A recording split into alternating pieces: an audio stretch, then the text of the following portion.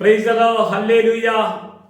അഭിഷേകം എന്നെ എന്ന വചന സന്ദേശത്തിലേക്ക് ഈ പ്രഭാതത്തിൽ എല്ലാവരെയും സ്വാഗതം ചെയ്യുന്നു.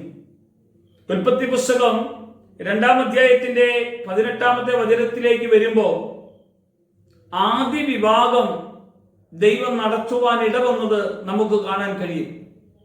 മനുഷ്യൻ ഏകനായിരിക്കുന്നത് നന്നല്ല എന്ന് കണ്ടിട്ട് ദൈവം അവന് ചേർന്ന തക്കതായ തുണയെ ദൈവം ഉണ്ടാക്കി കൊടുക്കുന്നത് നമുക്ക് കാണാൻ കഴിയും.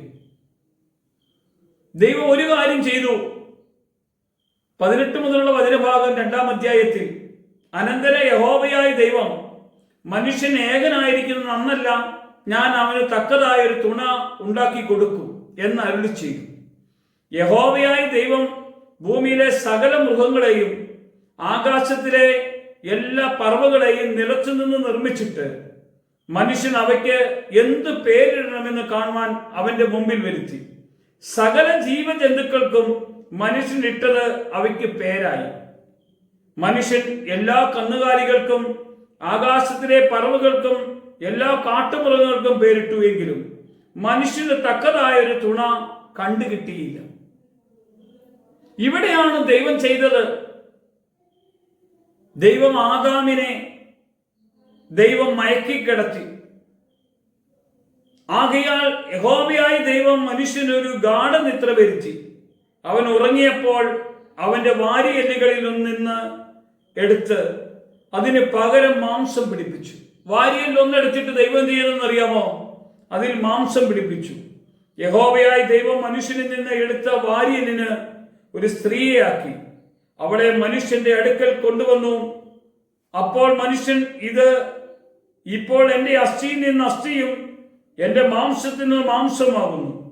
ഇവളെ നരനിൽ നിന്ന് എടുത്തിരിക്കൊണ്ട് ഇവൾക്ക് നാരി എന്ന് പേരാകുമെന്ന് പറഞ്ഞു. അതുകൊണ്ട് പുരുഷൻ അപ്പനെയും അമ്മയെയും വിട്ട് ഭാര്യയോട് പറ്റിച്ചേരും. ഇവിടെ ആദ്യ വിവാഹം നമുക്ക് കാണാൻ കഴിയുന്നത്.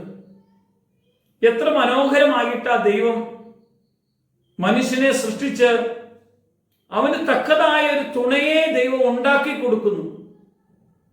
ദൈവം കൊടുക്കുന്ന തുണയാണ് ഇന്നു മുതൽ മരണം വരെ ദുഃഖത്തിലും ദാരിദ്ര്യത്തിലും അനാരോഗ്യത്തിലും സന്തോഷത്തിലും സമാധാനത്തിലും ഏത് പ്രയാസത്തിലും നിന്റെ കൂടെ കാണുമെന്നൊക്കെ പറഞ്ഞ് ചേർത്ത് നിർത്തുന്നത് ദൈവം തക്കതായി ദൈവം കൊടുക്കുന്ന തുണയെയാണ്.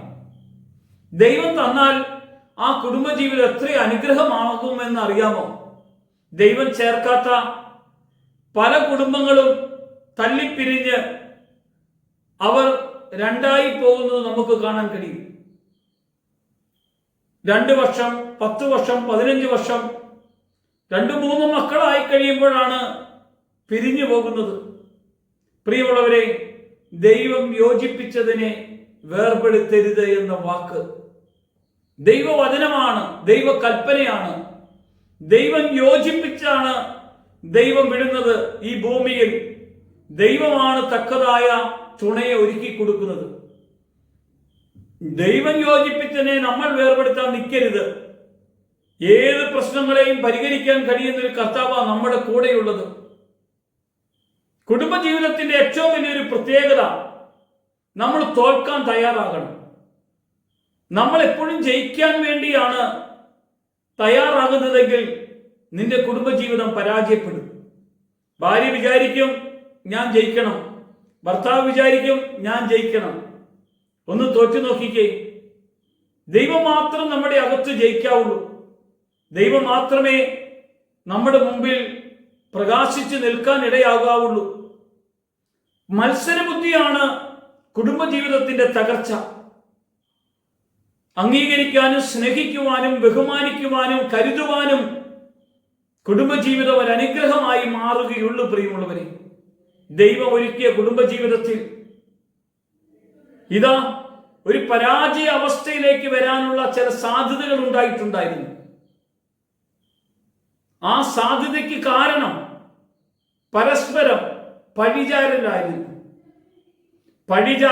ചാരുന്നുവെങ്കിൽ മാത്രമേ കുറ്റപ്പെടുത്തുന്നുവെങ്കിൽ മാത്രമേ കുടുംബജീവിതത്തിൽ പരാജയം അനുഭവിക്കാവുള്ളൂ.